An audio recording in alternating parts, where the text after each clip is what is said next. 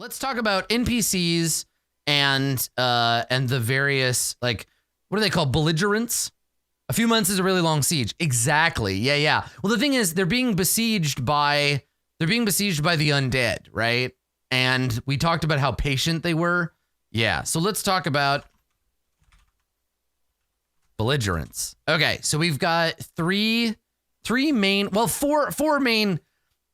The Spanish Inquisition's 5 main tools. So, okay. So we have the forces of darkness. We have the legitimate power, right? We have the primordial cult, and we have the wild card. So each of these is the forces of darkness, which are, well, we'll do these as lists. I'll list everybody within. Okay. All right. So here are our belligerents. The forces of darkness are, the general, let's see, general, she's technically a general mouthful of grave dirt.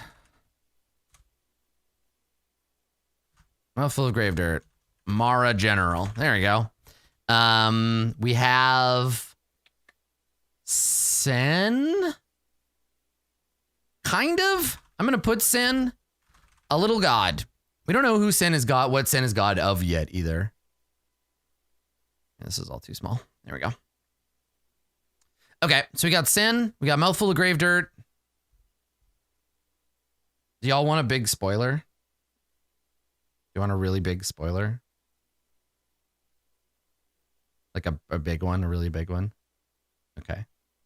So while everybody's off doing their thing, I just want to give you an opportunity if you're like worried about a big spoiler situation. So while the PCs have been away doing all their Bahoth stuff, Grave Dirt has been busy. She has a product. Oh yeah, it was worm-ridden Grave Dirt. That's right. Yes, thank you. She's got a project she's working on. So, you know, while the players have been messing around with the corpse of Unnamed and seeing what they can do, she's been messing around too, and she has a new friend. Let me see if I can find the name I gave her. Here we go. Grave Dirt has been performing some necromancy of her own. She has a new apprentice, a warrior named Last Bastard of a dead lineage. She's a Mara spirit, infusing the body of Amira, reanimated with foul magic. She doesn't remember much of her old life, and she hates the PCs. So, Last Bastard of a dead lineage, undead bodyguard. So she's basically like a Death Knight, and she's been raised from the dead, and she hates the PCs because Mouthful of Worm-Ridden Grave Dirt has been teaching her, like, they abandoned you. They put you in this position. You hate me, but I brought you back to life, right? You hate them. And so, yeah, she's a undead tiefling Goliath Death Knight of some kind. And she serves Mouthful of Worm-Ridden Grave Dirt, who, as we talked about, is a lich. Yeah, so that. And then Sen, a little god.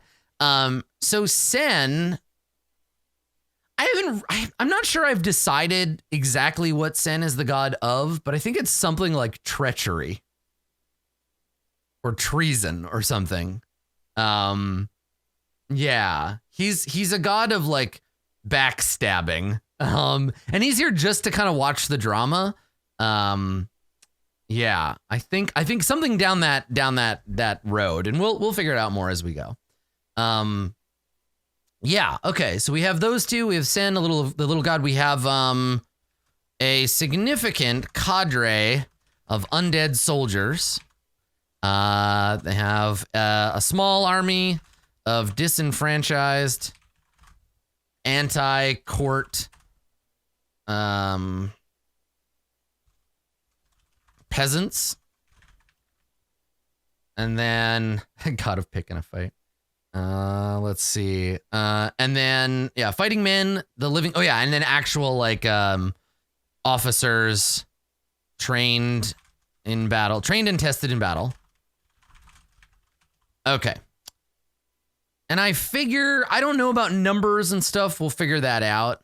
Yeah, but these are like veterans of the early wars, right? That got us to this position in the first place. People who've been fighting for 10 years in service of the Mara.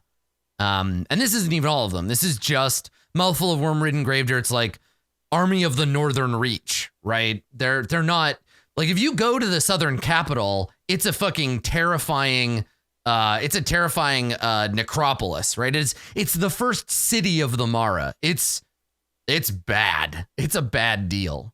What kind of stat block would they have? Well, we'll get to that, right? We'll look at how mass combat stuff works, briefly or deeply, depending on kind of what we need. Because I don't think we're gonna get into that just yet. Is the Necromancer King still around? Hell yeah, yeah. The structures go like. Oh my God, this map is so bad. Okay.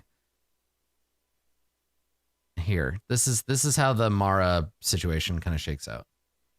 And I think we've talked about this before. I'm just gonna delete this when we're done. So, okay, so you have the Great Green Worm, and he's the boss of the Mara, right? And then below him we have the Necromancer King, and he is essentially Jesus. He is Worm Jesus. He is a lowly peasant who fought in a conflict. Remember his tragic backstory? He's like a lowly peasant soldier who fought in a war for the Court of Swords and then was betrayed, basically. Like, he realized, like, the court sending them to war was wrong and that the courts are wrong, and he let the Great Green Worm into his heart, and that Great Green Worm gave him powers, and then he raised an army, and he rolled out, and he killed the shit out of everybody, and he started this problem right now. And then below him, there are generals, right? So he's got his little generals. We don't know how many there are or what they are doing. Ostensibly, there's a naval guy who's got his eye on the Court of Cups. Is there a literal worm in his heart? Probably. I think he's probably an undead person. So yeah, maybe. It is a good image though, right? So there's probably like a general or whatever looking there. We've got some other guys, and then there's Gravedirt, right? So there's Gravedirt, and then below Gravedirt, there's like all of her forces, right? And so there's like, armies down here. And then over here, we have Ramus, right? And Ramus is a backup plan. Ramus is a secret side project that involves the axe and all that. And remember, Ramus's ultimate goal is to pierce the veil of heaven and get that secret soul bomb up into heaven to destroy it, basically, from within. So while this is a corporeal effort, this is a celestial effort, right? So that's what's going on. That's the org chart. It's the org chart for the Mara right now. Oh yeah, I can't delete the page you're on. So delete the one you're with. Okay. All right. Why would the Great Green Worm want them to fight each other? Because it will make them all stronger, right? And also the Great Green Worm isn't telling, like, he's not telling Gravedirt, like, go fight Ramus. He's just, also if Ramus dies, cool. That works. He's trying to get all of his followers to be stronger. Yeah, the Great Green Worm is a pretty toxic manager. So if Gravedirt dies, she was never worthy of the generalship in the first place. And if Ramus dies, awesome. We're good, right? Okay. So let's go back. Let's go back to our prep notes here. Nope, that's the Dwarven Vault. Here we go. So let's continue checking out our belligerents. So whatever happened to the head of little action? It's around. Ramus has it. It's just been off screen. There's no reason to bring it up. Okay, so Forces of Darkness, the legitimate power. So the legitimate power, this is the Court of Swords. So the remaining, I guess this is led by the King, Queen, and Page of Swords, right? In the northern capital. This is the three-wheeled wagon, right? King, Queen, and Page of Swords in the Northern Capital. The various soldiers who still remain in the field attempting to fight. A handful of fortresses and strongholds scattered throughout the Court of Swords. Now, there was a captain, right, that we had briefly. That captain, he was wandering around. I'll look him up later. And then also the meddling of the Court of Coins, looking to engineer a protectorate.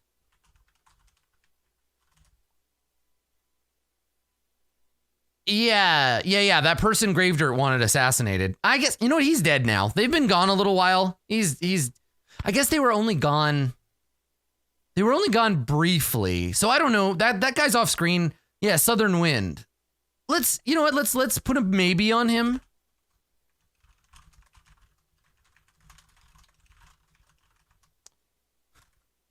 Alive? Like dead? Maybe? Okay, meddling in the Court of Coins, looking to engineer a protectorate. Okay, that's what's going on with the legitimate power. That's fine. Okay, and then the primordial cult, right? We have Vani, priestess. What does she call it? Eldritch Mother? Awut. Technically community leader, right? Like, technically in charge. I feel bad for Awut. He had all his power taken away from him. Okay. And then Bahath, living flame and avatar of Imix. All right. And then we've also got, yeah, he's kind of like their dad, sort of. Like, he doesn't really have a position now. And then, okay, and then they have 100 followers, right? Lay followers. And then the burning brand, right? The combatant, right? So warriors of the embers, right? Yeah, okay.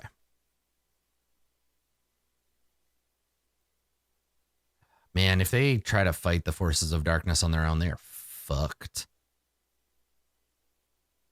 Yeah. Huh. All right. And then the wild card, this is the Revenge Society, right? So we have what was that girl's name? God, there's so much shit going on for me to remember now. Her name, Barona, Court of Swords. They met her before the live show, right?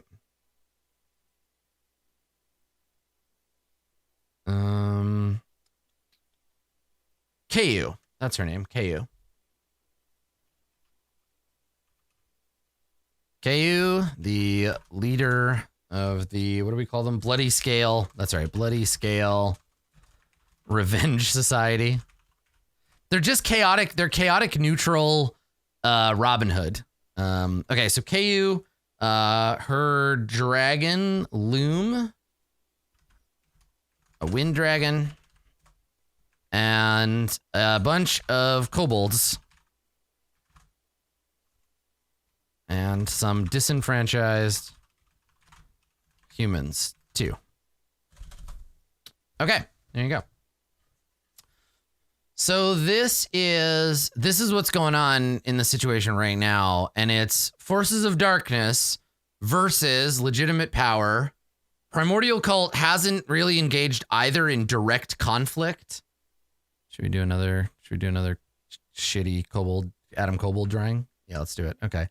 So like this is the way that things kind of look right now in terms of who's fighting who. So obviously we have the Mara, right? And the Mara and the courts, they hate each other. That's the thing. They fight, and that's that. They are mortal enemies and have been since forever, right? The courts / heaven. And then the primordials, they have kind of a conflict going with the courts and with heaven over some old bad blood, right? But they're also kind of allies because some of the gods in heaven used to be primordials. So there's that. And then we have the bloody scale. We've got some BS down here. And they hate these guys, and they hate these guys, and they hate those guys. Maybe. They're not really sure, but they attack anybody that they don't like. They pretty much are indistinguishable from brigands right now. But that's the whole situation. Right? No, the Mara didn't exist prior to the compact that created heaven. Or if they did, they had no interest in reality in our world. Yeah. Okay, so that's kind of where things are at in terms of the conflict. The danger becomes once the players get, it's not evenly matched, right? Like once the players get the primordials involved, they're pretty much fucked because in terms of power size, what they have available to them. So let's talk about that. Let's get into like, if we look at this on a bigger scale, how does this stuff work? These are the belligerents. So like, I guess what I need to start thinking about is like units, right?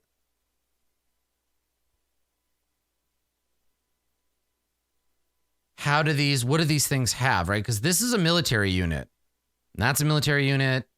That's a military unit. And like Southern Wind ostensibly has a unit with him. The Court of Coins can field a bunch of shit. These guys have some crappy fighters and some okay fighters. KU's got a dragon. Yeah. So let's take a look. Let's take a look at Strongholds and Followers. So this is Matt Colville and company's Strongholds and Followers. It is a combination of building castles and then a prequel version of what'll come in the next book, which is like a fully fleshed out kind of like war conflict system. So this is not a war game. This is a way for us to do simplified battles, which might come up, right? This is a way to roll these things to create them. It's abstracted, right? So we use this for the physical positioning. It's not a map game. It's not going to be like, and then we move these guys and then those things and this happens, right? We're not going to be doing any of that. We're not tracking individual soldiers or worrying too much about how big an infantry is, or big a unit is. We're gonna figure that. Yeah, T-Rex, I saw that. I got that open in another tab. Thank you for sending that over. Okay, and then individuals don't matter, which means Ramus can't like come in and start casting spells to help a battle. That's not really how it works. We would run them side by side, right? You're in the battle fighting, doing stuff while the army is also fighting. So yeah, the army that holds morale holds the field. Every unit has a morale score. They'll make lots of morale checks, and failing a morale check is a big deal. So let's see if this system is gonna work for us. Your army is made up of units. Each unit has a card with stats. Its status is tracked with a casualty die. Let's take a look at a typical unit card. So these are dwarves. They have a bonus to attack. They have a defense stat. They have a power stat and a toughness stat. They have a morale stat, a size, and some traits. Okay. So they have a name. They have keywords. Okay. And then they have like special abilities, it looks like, after their traits. Yeah, traits and orders are special abilities. Okay.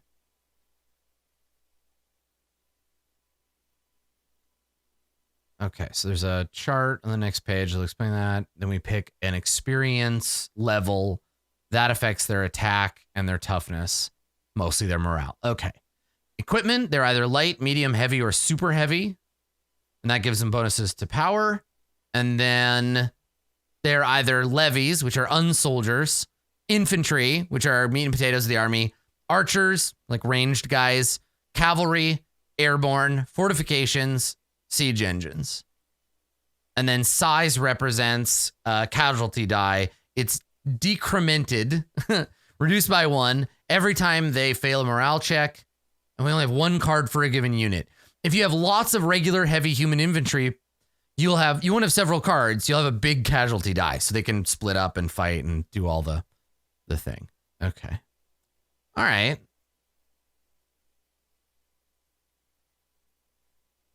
And then attacks and defense. You roll a d20.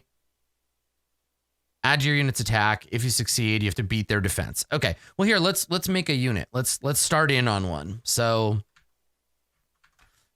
let's do. I have a unit card creator. It's freddybushboy.github.io/unit-cards in case you want to use it yourself. Okay. All right. So let's say this unit is. What did we say we had? Let's start with something simple. Let's do Warriors of the Embers, right? Primordial Cult, Warriors of the Embers. Okay. So these are Warriors of Imix. Their ancestry, I'm going to just say human. Their experience is regular. Like these are the fighter types. They have medium equipment. There's no genasi option, so I'm just leaving them as human. And also most of them are humans. So they are infantry. And how many of them are there? I don't know. D6, I guess. Like, I don't know how, what do they say? A single unit's supposed to be about 100 guys. So I think D6 makes sense. There's not, D8 seems like a big upgrade. D4s are like small elite retinues. Okay. Yeah. I think a D6 sounds fine. Okay. All right. So traits, amphibious, no. Bred for war, no. Brutal, no. Courageous. No. Eternal, no. Frenzy. Maybe because of Bahath.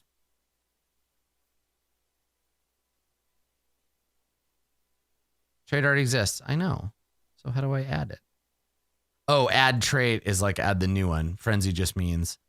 Okay. Why did it give me courageous as well?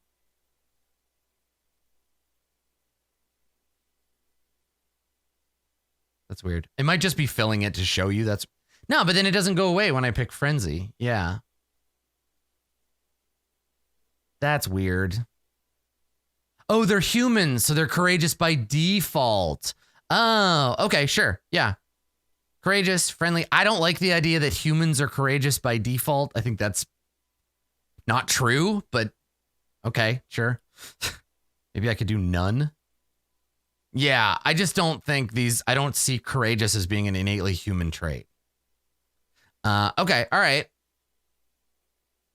It's not meant as a compliment. I just don't think they would get a reroll. Like I don't, in this world, I don't see that as being the case. Okay, so is that it then? They have frenzy. You can add additional traits, but I don't know that they would have more. I guess this is our Warriors of Imix. You can make them a different race, but they're not any of those other things either. So I think we have no strict ancestry. Okay. Yeah, is there a zealous trait? Charge, undead, stalwart, savage, rock hurler, ravenous, regenerate, mindless, martial, horrify. No, okay. All right. Oh, does ancestry also change their traits? Okay. All right. Matt Colville will go with humans or courageous. All right. Okay. How do let's see, saved units. Oh, okay. So it'll just use cookies to figure out. All right. I'm going to download this. I assume it downloads it as a card that I can put into. Yeah, there we go. Warriors of Imix. Okay. All right. Let's do another one. let's do... Let's see here.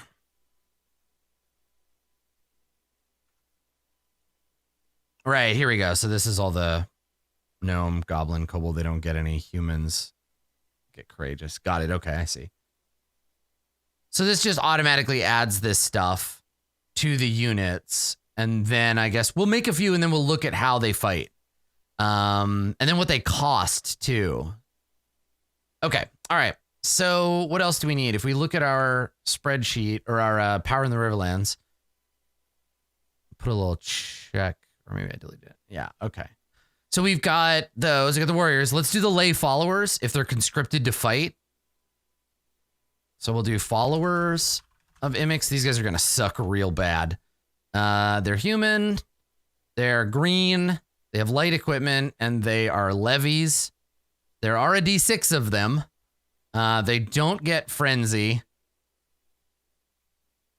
This unit is always diminished. Okay. I guess that means they don't get a save. Okay. All right. So that's it. No special abilities. They just are bad. Okay. All right.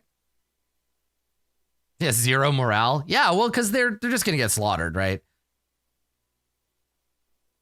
Okay, and then we gotta do, it's about as weak as possible. Yep. And then we gotta do the primordial cult we got. Let's do the undead. So grave dirt's corpses. They are zombies, which makes their equipment and stuff inevitable or irrelevant. They are infantry zombies.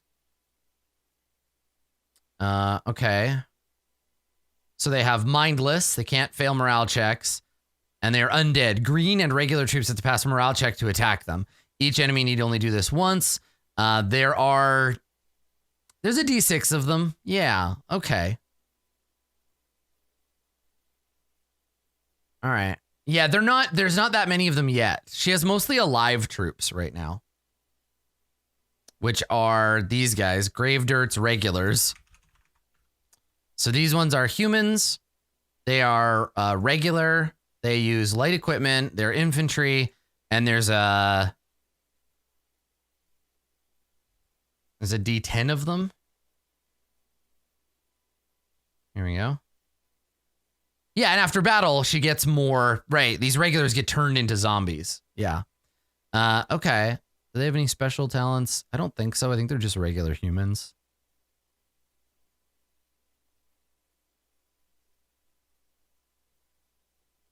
Ravenous. Savage. Stalwart. Yeah, I don't think any of these really. I don't think any of those really count. Okay. All right. Cool. These ones aren't marshals. These are just like the regular dudes. So let's download these regulars. Now this is Grave Dirt's elites.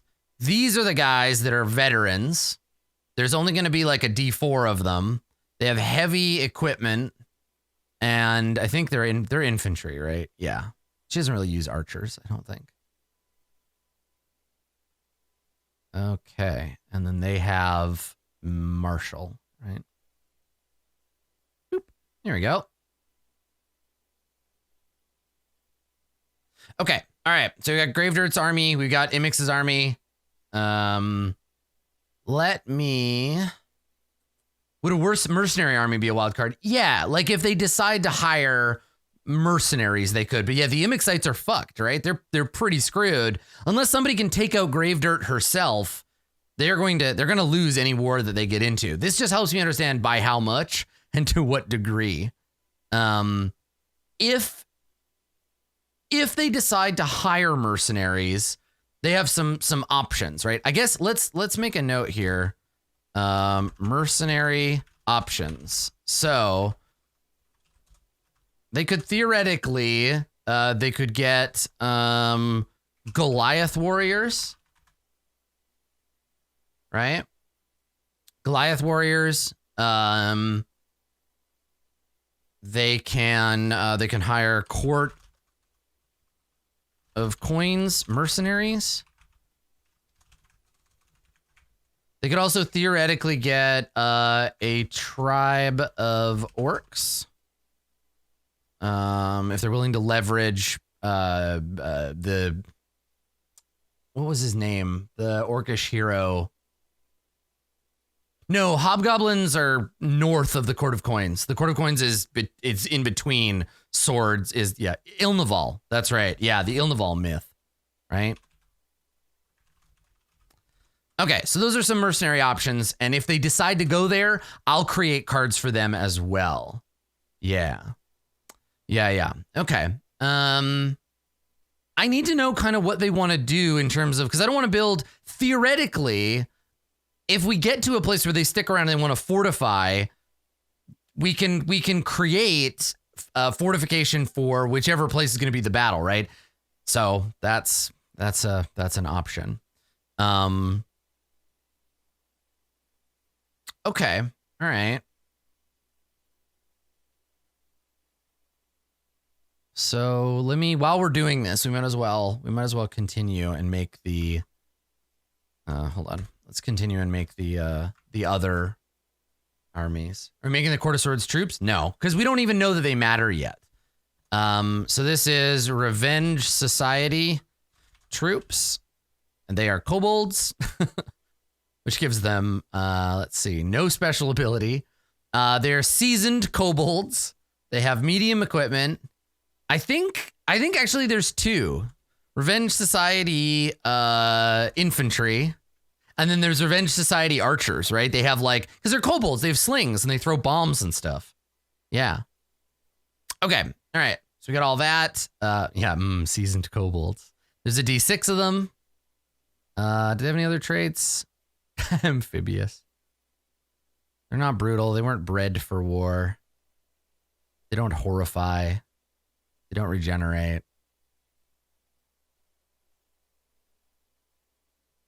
Yeah, I think that's reasonable. Okay. If I do all this prep for the warfare stuff and they just stealth towards Gravedirt, I mean, good luck, I guess. Okay, all right. So let's save this one and we'll download. And then we'll also go Revenge Society archers, quote unquote. So these are just kobolds. They're also seasoned. They're archers. There's only a D4 of them. Okay. Yeah, they're slingers, really. Okay. So that's the Revenge Society's army. And then let's go Court of Swords Remnant. Commander is Southern Wind. Hey, we have a commander. And then these ones are definitely humans. They are veterans. Actually, if they're survivors, I think let's make them elite. They're not archers. They're infantry. They're elite infantry, but there's only D4 of them.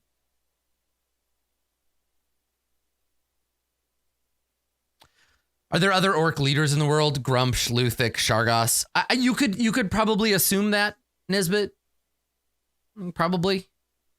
Yeah, they've been Ramboing it in the Riverlands for a while. We're going to give them Marshall as well. And also, is there a hardened where they're they're not as scared, right? Endless Regenerate, Ravenous, Rock Hurler. Stalwart. Oh, enemy battle magic. Yeah, there's no option for skirmishers. Eternal is they cannot be horrified. Yeah, and always succeeds in morale checks. Yeah, that's what that is. Okay, so they're brave, they're martial, and they are eternal. They cannot be horrified, but there's only D4 of them. Okay, so this is the Court of Swords Remnant army. They're what's left of the Court of Swords army. Yeah, awesome. Okay, cool. Do we need to do anything else right now? I don't think so. I think that's everybody army-wise. How are you doing to mechanically represent the big guns? Again, I'll read Matt's text here. Every time I release a mass combat system going all the way back to 2002, there's always a vocal minority of people arguing their 5th level wizard with a potion of fly should be able to single-handedly obliterate an enemy army. I know it sounds like I'm exaggerating, but that's a real example of a complaint that's stuck in my head. It's perfectly reasonable in an RPG about heroic fantasy to expect your hero to be the key figure in a war, but in my opinion, if that's the kind of game you want to run, you don't need a system for warfare. If you're running a game where an entire outcome of a war depends on the action of one character, you've got a whole fantasy RPG for that. That sounds like a great adventure. There are plenty of examples of this in the canon. World War II was certainly a war, but World War II movies aren't about armies.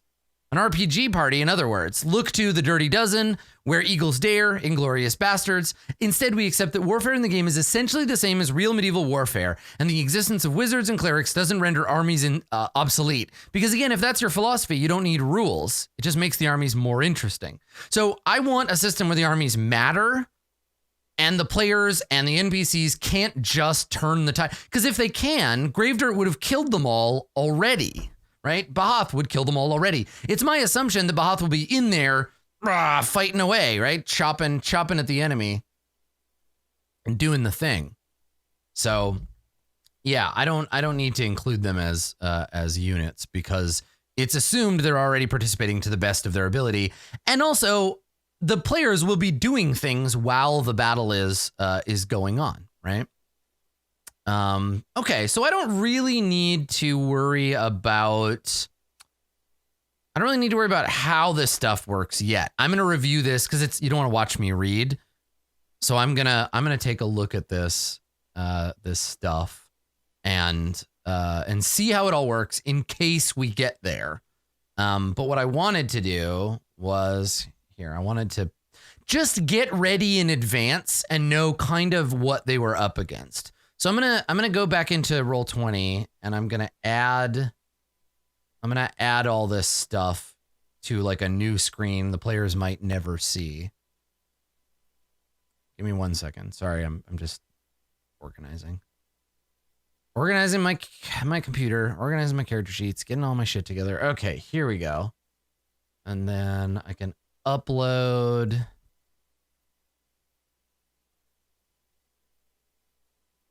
Can upload all these files. Okay, so there we go. All right. Yeah, so my intention, honestly, for this thing is that we get the characters into a position where they have to make decisions, and then I know what's up once those decisions have been made. So if they leave, the warfare situation allows me to figure out. Do I have to add these files one at a time? Get out of here, Roll20. It allows me to figure out what's going to go on if they leave, like how those fights are going to happen. And it gives me cool stuff for the background, right? Like, all right, everybody, while you're fighting, this is what's going on. Yeah, and the book we were just looking at is Strongholds and Followers. Yeah, there we go. Now it's uploading. Okay. Let's jump back to the screen and I will lay out all this crap and we will see what's what. Okay. So we've got Gravedirt's army down here, right? We got the Court of Swords remnant. We have the warriors and followers of Imix. And we have the Revenge Society infantry and archers. So this is all the belligerents forces. Right? And I'll include this in the zine for folks who want to be able to look at these later. Yeah. Does Gravedirt... The Necromancer King is basically like a god. I don't know. He's super powerful. We do have a stat block for Gravedirt. She's a modified Lich. Yeah, you actually can drag and drop. If you want to add a bunch of stuff all at once, you can just click, highlight, and drag onto the screen. But if you use the uploader tool, you have to do it one at a time. Yeah, so I was able to drag and drop these. Okay, so these are our armies. This is what we have to contest with. These guys are screwed. Like the warriors and followers of Imix, if they go up against Gravedirt, which is a proper army, they're pretty toast. So they're gonna need help from these guys. Or this. It's really hard GMing. Here, it's really hard GMing for a group that hasn't decided what they want to do yet. So that's tricky, you know? Yeah. They might be able to get the Imix and the Revenge Society together to kill Gravedirt. But yeah, that's right. To solidify it, the PCs would have to kill Gravedirt themselves. Yeah. Which means getting past Sen or Amira or like any of that stuff. Yeah, it is most GMing. Yeah, we have no momentum yet. Like if you notice, most of the stuff, and this is why the last 2 episodes have been kind of chatty, is because without action, the game takes place right here. In their goals. So I guess my job for today's episode, now that I understand the future and what's possible, is to do this stuff, right? So to do today,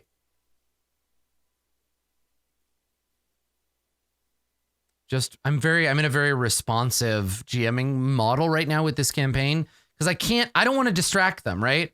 If I do this, it helps turn the heat up, but yeah, they need to figure their shit out. So I guess this is my heat to show.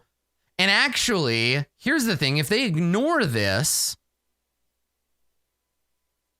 this happens. Let's do that. Yeah, then it's time for it's not time for a hard move yet, but if they ignore it, then I make one, right? Okay, so if the players ignore this, if the characters ignore this call for help, then Jai and a few others will return to the camp, get captured, and eventually this will lead Gravedirt to the fortress.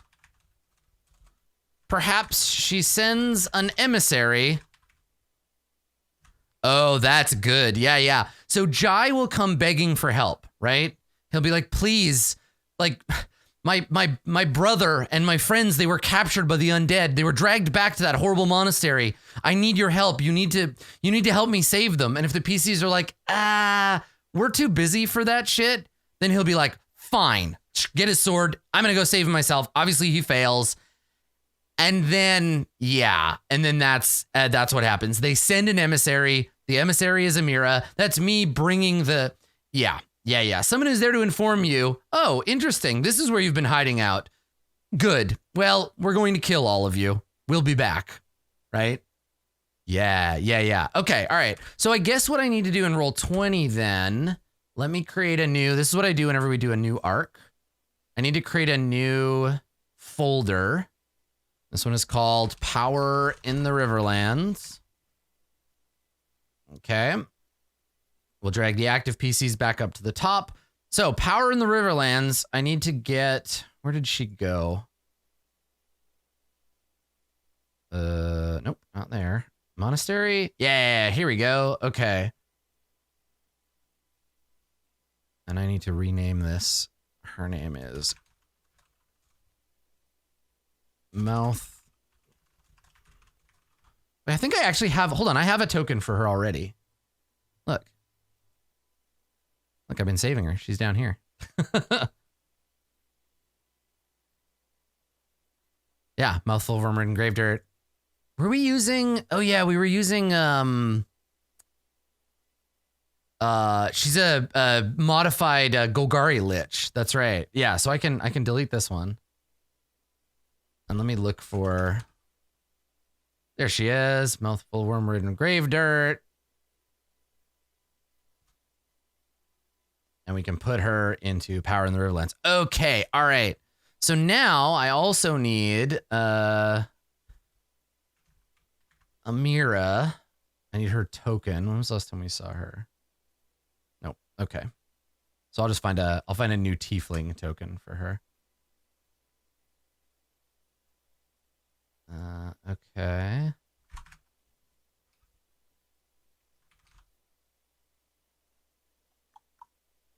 Okay, I haven't used Death Knight yet. I think we had a flying Death Knight once, but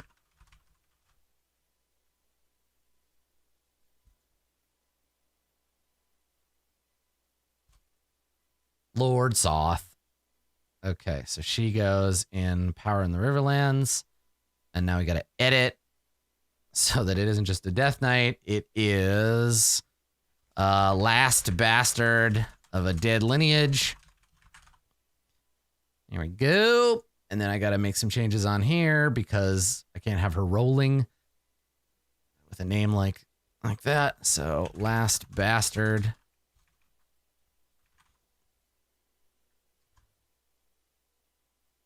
Okay. Anywhere else that it says? I basically just bastard with a T. Nice. Yeah, there we go. Okay.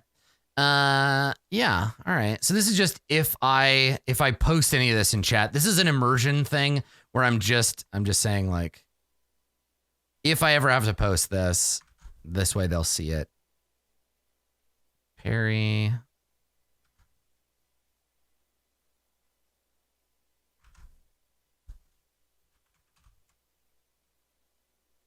Okay.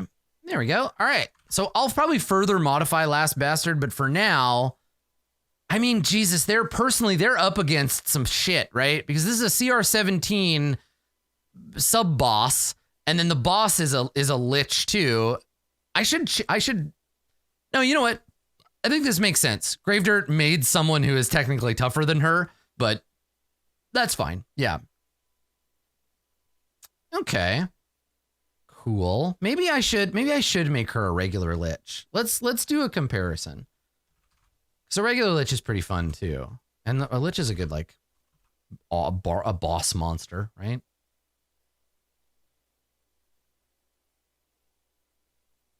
That's fun. It's good. There we go. I was like, that's fun. That's a good stat block.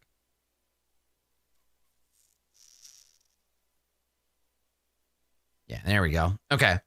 So a lich CR21. Yeah, you know what? Let's make Gravedirt a proper lich. Yeah, let's upgrade her. I like it. The problem with any individual CR17 creature is that it's just it doesn't matter against an individual, like an individual against a party. Isn't powering up Gravedirt as the party got more powerful a bit unfair? Why would she not be increasing in power? Like, why would she not be getting more powerful? She's a huge deal. And she has an army, and she's been studying. All she does is improve her own magic. So they should have fought her earlier, yeah, before she had a chance to do that. She's learned a lot from the Great Green Worm. So yeah, I think it's reasonable. Okay. All right. So let's. Yeah, right? Group of 8th level characters beat a Death Knight to a pulp. It's not that hard to gang up on somebody. Individual characters are really easy to kill. Oh, I did that thing where I deleted the token before getting rid of the character sheet. That's fine. Yeah, see. It'll reload once I start over. Okay, so anyway, mouthful of worm-ridden grave dirt. I will copy that. Yeah, action economy alone, 4 level 15s will kill anything in the game in like a couple of turns. Yeah, the players like holding off a conflict in this game does not make the conflict easier, right? Like that's how fronts work, and so this is just using that same kind of mechanical approach to do characters like this, enemy characters. Yeah. Okay. All right. So let's edit up her abilities here. If she fails a saving throw, if it has a phylactery, which she does right now. Okay. It's funny that she's a worse spellcaster than her Death Knight, or like lower level spellcaster than the Death Knight. The mouthful of worm-ridden Gravedirt can take 3 legendary actions.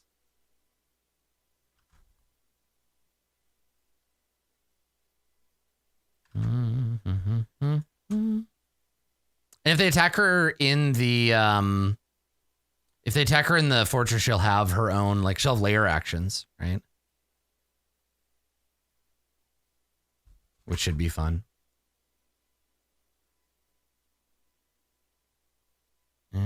Undead creature within 20 feet of the lich. Here we go. There we go. Okay.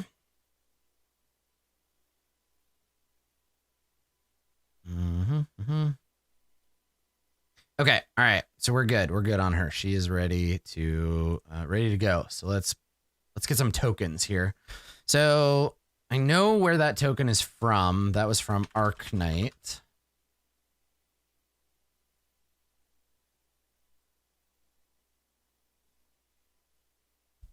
Oh, I'm looking in the wrong thing. I was like, why isn't this loading? It's because I'm looking there.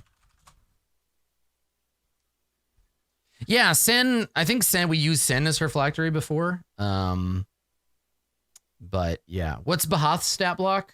I've been using kind of like mix and match bits and pieces from the kind of dragon that Bahath used to be, but it's taking time, right? Like Bahath is waking up. I need to change this to portraits. There we go.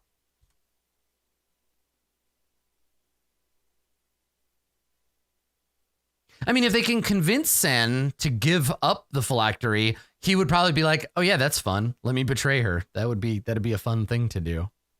Okay, so I need Amara. I'm gonna grab a bunch at random and we'll see which ones we like. I need Amira, sorry, and I need what's this called? Gravedirt. Yeah, the god of betrayal? Betray me? Never! And there'll be a whole moment where she's got her helmet on, and she takes the helmet off and reveals who she is, and Maharib freaks out. Oh, it's gonna be great. Arknight, I think she was under Arknight Ancient Evils. Let's see if I can minimize my... Yeah, here we go. Okay. This is Gravedirt. I think that's the one we were using for her.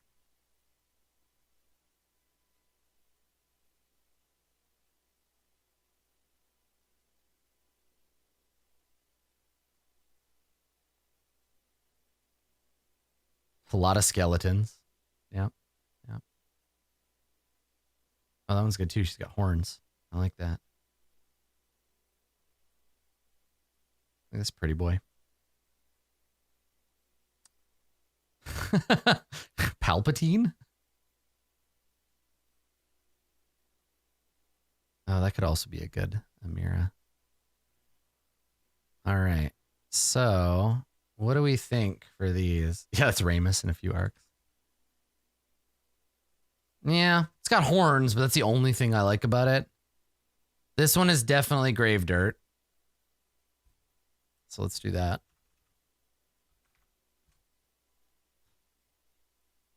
Okay, and we've been using for... I'll use the same one as the characters.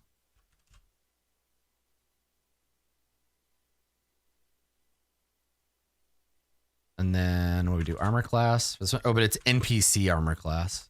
There we go. And then speed here. No, maybe NPC speed is a different. No, it sure is.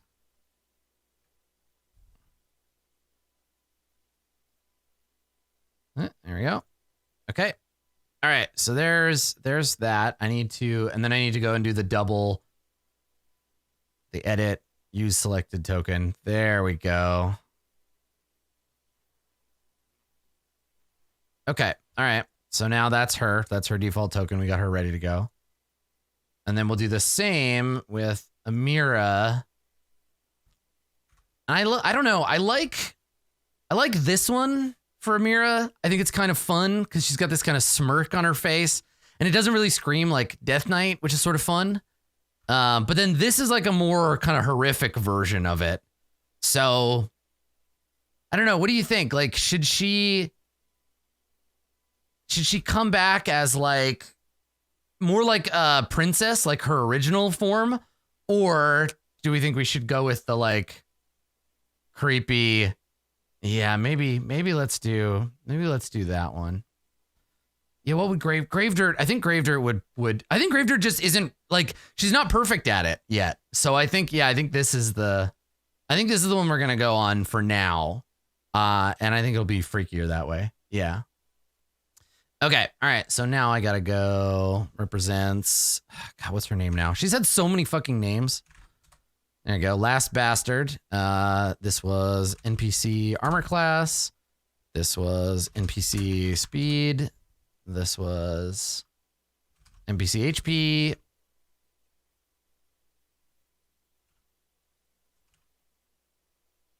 Or maybe it's just HP for... Okay, so it's a shared stat. Oh, she's so tough. She has more hit points than Maharib. 1v1 me, bro. Okay, and then Mouthful of Wormwood and Grave Dirt. She's good. Last Bastard. You're not Lord Soth. As cool as Lord Soth is. Should we give her a magic sword? We should probably give her a magic sword, right? Like, it's not just... She wouldn't give her just a long sword. We gotta give her a cool magic sword. What's a good magic sword for, like, a necromancer? A Death Knight. What's a good sword for a Death Knight?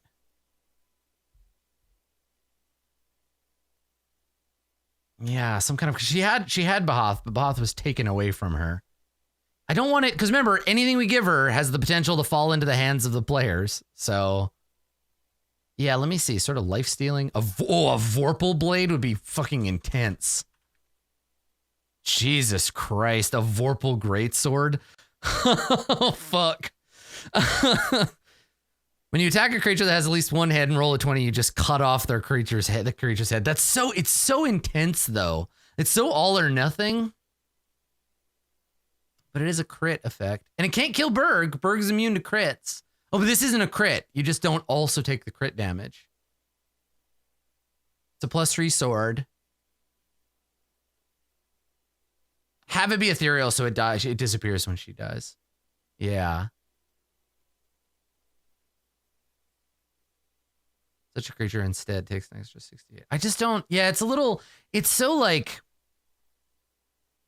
It's so serious. Like, it's just... I want an effect that's scary at the same level, but here, let's look at... Let's see if there's like a... What is it called? The death... Something. I guess looking in this is probably not a good call because... They don't have all the Dungeon Master stuff. Let me look. On donjon.bin. Go, Donjon. Go.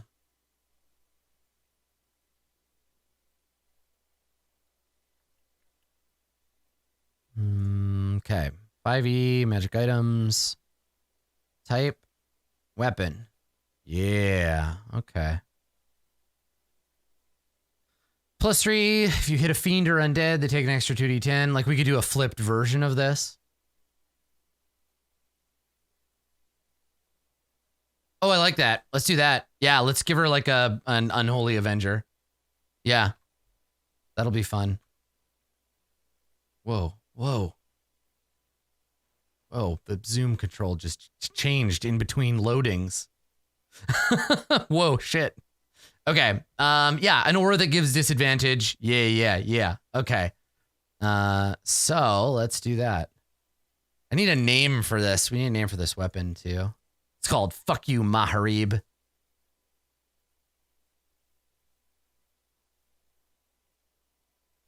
It's 3 attacks. Jesus Christ.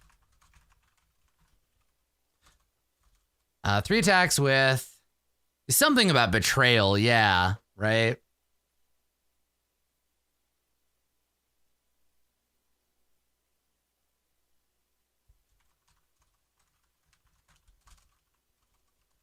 It's called Remember Me Now. Yeah. Okay. Remember me now, fucker? Yeah, it's like a tooth. It's a giant Chris knife. Ah, fucking cool. Yeah, it's like a giant... It's a tooth of the great green worm made into a sword. That's so fucking cool. Okay. All right, it's called Remember Me Now. And it is it's an unholy avenger or whatever. So let's add it under, I guess, abilities here.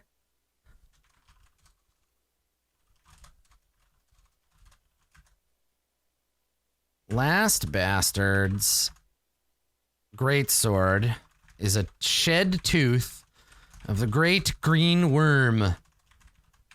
A powerful artifact of the Mara. It has, let's find its effects. Did I have it in here?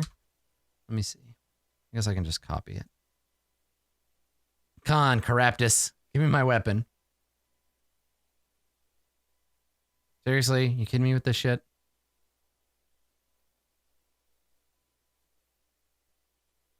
Copy, there we go. Huh. Is a shed tooth. There we go. Of the great green worm, a powerful artifact of the Mara. Alrighty. So it creates an aura in a 30-foot radius around you. All creatures hostile to you in the aura have disadvantage on saving throws against spells and other magical effects. Awesome. So her deal, and that's really cool because this is a bonus that really only impacts grave dirt. Fighting her in grave dirt at the same time would just be like, oh honey. Okay, so when you hit a celestial or what do we think? Humanoid?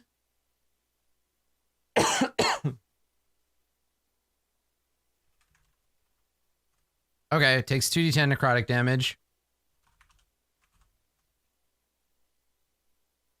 Is she supposed to have disadvantage herself? Oh yeah, all creatures. Yeah. There you go. All creature hostile to you have disadvantage. Or a humanoid with it, that creature takes 2d10 damage. Those are the Mara's two major enemies. Okay. And then when you hold the drawn sword, it creates an aura. And then I think, okay, remember me now. Must undergo Mara rituals once every month to reconsecrate it. Without this ritual, the sword crumbles to dust. It's just like a fucking Chris knife. You can't take it off Dune, my man. Okay. All right, and then let's update this. So it actually does 1d8 plus, it's a great sword, so you can't wield it one-handed. Unless you're some kind of hideous giant. So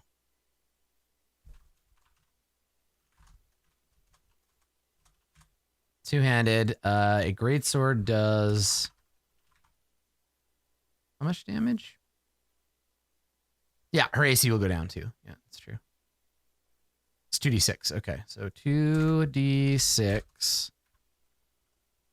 5, 6, 7, 8 damage. There we go. Slashing. On hit 2. Oh my god, she already does, because she's a Death Knight, she already does 1d8 necrotic damage. Okay. And then, let me see. Remembering me now. There we go.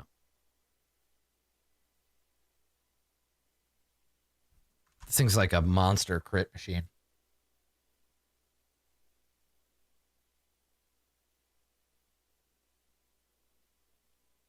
Right? It could be strong if the players have it and go after Celestials. Yeah, that's great, right? So it deals 2d6 plus 8 slashing damage plus 18 necrotic damage. And if you're a Celestial or a Humanoid, you get another 2d10 necrotic damage. Hot shit. And then she can hurl a magical ball of death energy that explodes at a point, yada, yada, yada. Dexterity save, sphere speds around corners. Creature takes 35 fire damage and 35 necrotic damage. Let's just double the necrotic and make it super swingy. No fire damage. 70 necrotic damage. She can do that once a day. Yes, her to hit bonus also needs to go up to 14. Okay. Good. She's tough and scary now. Perfect. And then, yeah, that's right. So she doesn't have a shield. She just has plate, which gives her 18 armor class. Yeah. Okay, all right. She's got some spells. She's got some smite shit going on. Hold person, destructive wave. Excellent. All right, last bastard. You're cool and tough now.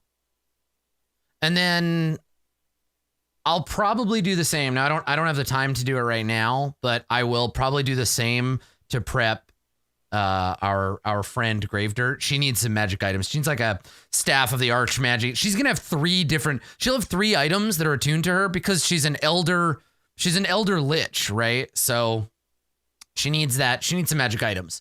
So I will ponder on that for next time. We'll come back to this the same document. I also know I need to work on an inspiration update, but we don't have time to get to that today. I got to just do the stuff I need for now. So to do future episode of Court of Swords prep, which maybe we'll do next week. I need to update, improve, and generally repair inspiration. And then give Gravedirt some magic items, tailor her spell list. And then I guess theoretically, stat block for Bahath. Okay. Cool. Yeah. All right. I think that's good. I think that's fine where we're at. I'm going to read. Oh, yeah. And then also study up on warfare rules. There we go. Yeah, the inspiration system it blows, and I'm not into it, and I want to build a new system to fix it. Oh yeah, also consider Southern Wind, right? Focus on Southern Wind as a thing to look into, because yeah, he deserves his own front, right? Because like, what is he gonna do? He's still fighting, so yeah. Cool. Okay. All right. I don't think they're gonna attack the. If they go after the monastery today, it will be a screaming nightmare. And honestly, I'm all right with that. So if you tune into Court of Swords in another, 3 hours, if you tune in 3 hours and you say, hey, what are they going to get up to today? And they decide to go fight they go decide to fight the monastery. When I look at the camera and I do this, you know I'm speaking to you. We all know what's about to happen. So we'll see. We'll see if they do it. We'll see if they don't. But you know and I know what's going to happen if that's where we go. And that's the fun of the dramatic irony of tuning into these things, right? You know some spoilers, but you also get a chance to see, what's up in the universe. So remember, we've got a brand new episode of Court of Swords coming up in a few hours if you're watching this live. This is going to be episode 136. And then after that, business as usual. We got Jace on Wednesday. I'm doing some Zweihander GM prep on Wednesday. So if you are interested, and I'll give you the spiel now. Last night we started a brand new Zweihander campaign. It's me, Blue Jay, Masood, Amber, and Andrew. We did character creation. We did world building yesterday. It's available in the VODs for subscribers. It's gonna be on YouTube by the end of the week. On Wednesday, which is tomorrow, I'm doing GM prep for session 1. So I'm going to take all the work that we did. I'm going to spend 2 or 3 hours making it into a campaign. We're doing a mini series. It's going to be 12 episodes. So definitely tune in tomorrow. It's at 5 p.m. The VOD for the GM prep will also be on YouTube by the end of the week. So don't worry if you're in the EU and you're like, Jesus Christ, Adam, that's 1 a.m. So we'll do that as well. And then it's back to business as usual. So yeah, definitely check that out if you haven't already. Also, I would be remiss to not mention, we have pins now. I have merch. Me and Nick Terhorst have, we're selling a little cute little pin of an enamel pin of my face and then I'm holding an orb. It's also an emote in Twitch chat. So if you're a subscriber and you like the pin, you can now place an orb in the hand of your favorite emote. As well as post my angry face. So yeah, I haven't done merch in a really long time, so I'm really excited. I think they're super cute. So go check them out. There's a link in chat. That's it. I'm done schlepping to you. I'm gonna go. Thanks for coming, everybody. We will see you next time. Thanks for coming out. Pray for our protagonists, please. They need it.